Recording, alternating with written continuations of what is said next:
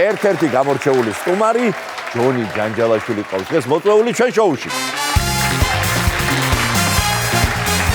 მოდი შენ გენაცვალე.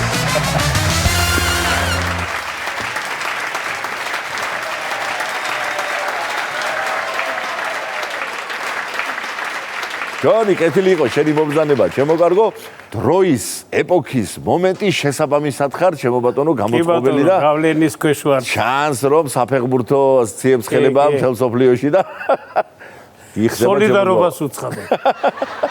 შენი არაერთი როლია პოპულარული, რომელიც ახსოვს მაყურებელს და თან ამ ბოლო დროს სატელევიზიო სივრცის მიღმა კიდევ სოციალურ ქსელში ძალიან პოპულარულია შენი ქართველი პერსონაჟი.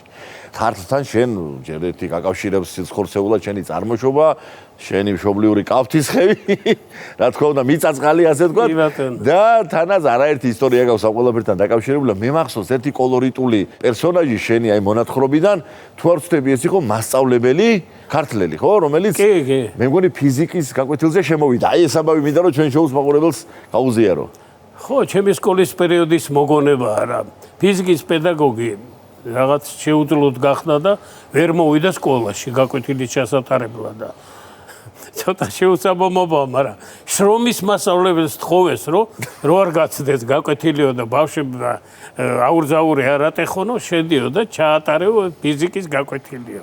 ამ დროს შრომას გვასწავლიდა ის კლიბები, ჩაკუჩები რა, გვაკეთებინებდა 1000 რამეს წინსაფრებში გამოწყობილი, ესეთი იყო მაშინ.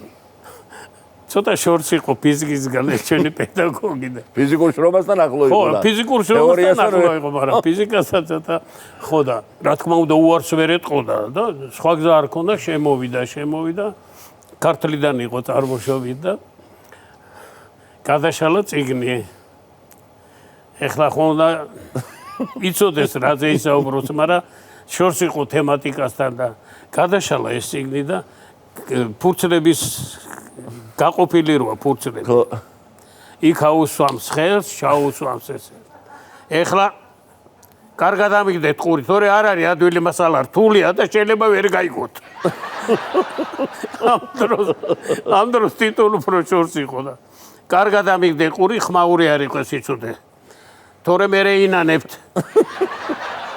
გავისუსე ჩვენ და თემა იყო ესეთი გაკვეთილი რა. ორთქმავალი ვინ გამოიგონა. თემა არის ძალიან საინტერესოა რა. ორთქმავალი გამოიგონა მამადაშვილმა. ის კი არა თქვა რომ მამადაშვილმა სტეფენსონებო. მარტო ეგ თქვა რომ მამადაშვილმა გამოიგონა. მე ხლა ბუნებრივად გადავერთე ქართლში რა, მამადაშვილი მეტეხელი ხო არ იყო მეთქი. ბატონო იცი ხო? სახელს არ ვამბობ. ხო და რაშუაში აქა მეტეხელიო. ამ დროს მეტეხზე რატო წავედი, იცი? მეტეხელი იყო ერთ-ერთი გამომგონებელი, რომელიც მამაჩემთან ერთად, მამაჩემი იყო ელექტროინჟინერი, სალოკომოტივო დეპოში და ისიც მუშაობდა იქ და პირველი თბომავალი რო ჩამოიყვანეს საქართველოში, მაგათ ჩამოიყვანეს ჩვენებმა და დღის წესრიგში დადგა რომ უნდა გადააკეთონ თბომავალი ელმავლად. და მაგაზე მამაჩემი რა თქმა უნდა ლომის წილი იყო, ელექტროინჟინერი იყო და უცბად იმიტომ რომ რელიეფი მოითხოვდა, ყველგან ხო არ იყო ელექტროფიკაცია და ეს იყო იმის საფუძველი რომ მე წავედი მეტეხზე. ხო და ამას არ ესიამოვნა ახლა რა. მამადაშვილმა. ეხლა ჯანჯალაშვილი ხო იცი შენა? არ მომწონს შენი საქციელი. იცოდე პასუხსადე შენ ნატისკარო შენა. ნატისკარო ეხლა ტისკი გირა ესე იგი. ვითომ პატარა რო ვარ ტისკში ხარ მოყოლილი. მაგას გულისხმობ. და შემკლასელებს ხო მეტი არ უნდა და კაიხანს ნატისკარს მეტახდა. ისტორია შემორჩა ეგ ნატისკარი რა. მამადაშვილმა. დიდ საკონცერტო დარბაზში რო ვიყავით მაშინ ცხონებული ბუთხუძით ხო იქ ვიყავით მთელი დღეები და რეპეტიცია გქონდა. დავამთავრეთ რეპეტიცია და რეპეტიციის მერე მე და გია ხაჩატუროვი ღმერთო აცხონე მისული ქვეყნად გამოვედით რა, სულ ერთად დავდიოდით ხოლმე. გია ახლა ჩემზე მაღალი იყო და თან ჩემი ძმაკაცი და ყველაფერი. ბავშვის ნათლია თანაც და სულ ერთად ვიყავით და რო გამოვედით საკონცერტო დარბაზიდან მაყურებელი რო შედის იმის მოპირდაპირე მხარეს ტროტუარზე იყო ხოლმე გაჩერება იქითაც 51 სკოლის წინაც გაჩერება იყო და აქეთ მომავალი აქეთ მხარესაც იქ იყო ზუსტად გაჩერება და დავინახეთო ყურადღება მიიქცია ბელასტენი დგა რა გაჩერებაზე დგა ბელასტენი ჯონი ვისაც არ ახსოვს ახალგაზრდა თაობის წარმომადგენლებს ვინც არ იცის უთხრათ რომ ცნობილი უკრაინელი კალათბურთელი იყო 2.14 იყო სიმაღლეში ხო გიას ხო მეტი არ უნდა და ეგეთ რაღაცებს ეძებდა მაღალი დაბალი რამე აი თუ ვაშკაცი ხარო მიდიოდა იმას ფეხებში გაუძვერიო რა და ამ დროს კალათბურთელების დგომის მანერა ხო იცი როგორია ესე კი არ დგანან აი ესე დგანან რა გაშლილი ფეხებით დგანან და მე ახლა უკან რატო დავიხედი მოდი იმ პირობითო რა თუ შენ გაუძრები ფეხებში ურჩო და მოიგებო მე ვკისრულობო თუ ვერ გააკეთე ის რაც ჩაიფიქრეთო მაშინ შენი კისტრეო კაი მეთქი უკან ცვლა არ მივეცი პირდაპირ დავადე თავი და ერთი სუნთქვა კი ავიღე რა მეთქი რო გავძვრე ფეხებში არ აიქნება რა ვიცი და სუნთქვა ავიღე და გავიარე მოუბრუნდი გამოვიარე ისევ სამჯერ გავედი გამოვიდე ეს გაგებაში არ არის ბელასტენი ვერც მიხვდა რომ მე გავედი და გამოვიდი ფეხებს შორის ხო და ამ გიამ ხელები აწია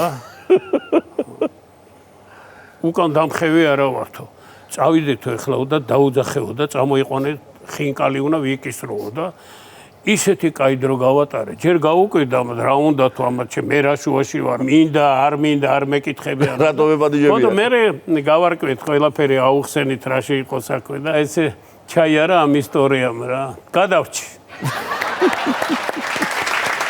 ჯონი კიდე ერთი რამ მინდა ვუთხრა მაყურებელს რომ ხშირად ხდება ასე რომ ცხოვრებისეული ისტორია გადაინაცვლებს სცენაზე და მეტიც შეიძლება გადაინაცვლოს სპექტაკლში ჩვენ შემთხვევაში მიუზიკლში ასე იყო მიუზიკლ ფიროსმანში როდესაც შენი პერსონაჟი რომელიც ნიკალას მეგობარი იყო სცენაზე ფიდო ყვებოდა ამბავს იმის თაობაზე თუ რატო ქვია ხარფუხს და ხარფუხი ეხლა ეს ფიროსმანის გულშემატკივრებს ანუ მაყურებლებს კარგად ემახსოვრება მაგრამ საიდან წამოვიდა ეს ისტორია და ესეც რომ ქართლთან არის დაკავშირებული და შენს მშობლიურ სოფელთან კავთისხევთან მოდი ეს ამბავი გავიხსენოთ მართლა იყო ეგრე მე მაშინ ჭაბუკი ვიყავი და ეხლა სოფელში რო ჩადიხარ შრომით თავს არ ვიკლავდი მაშინ და დასასვენებლად რო ჩავდედი ბირჟაზე გავდიოდით ხოლმე რა იქ ვიკრებებოდით ჩემი თაობის ხალხი და იქ ერთ-ერთი პიროვნება იყო რა იქაური ადგილობრივი ძალიან ისეთი სამი თითი ქონდა მარცხენა ხელზე და ორი თითი ქონდა მარჯვენაზე და ძალიან ისეთი თავისებური იუმორით გრძნობით იყო დაჯილდოებული და ვეკითხები ახლა იმას სახელს არ ვიტყვი ხო არ იცი მეთქი რატო ქვია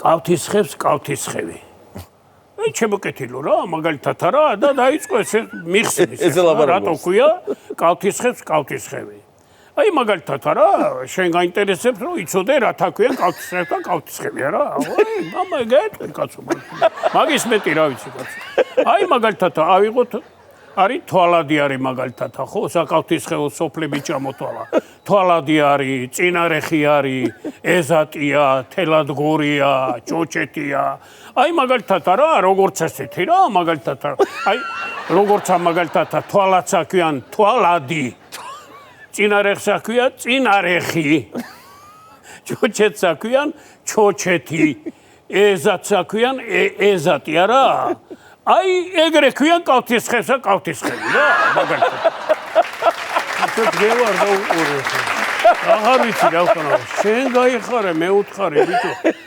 დამეღალა მეთქი ტვინი ამდენი პიკი ვიძახი რატო ქვია კავთისხევს კავთისხევი ვერ გაიხარე მე უთხარი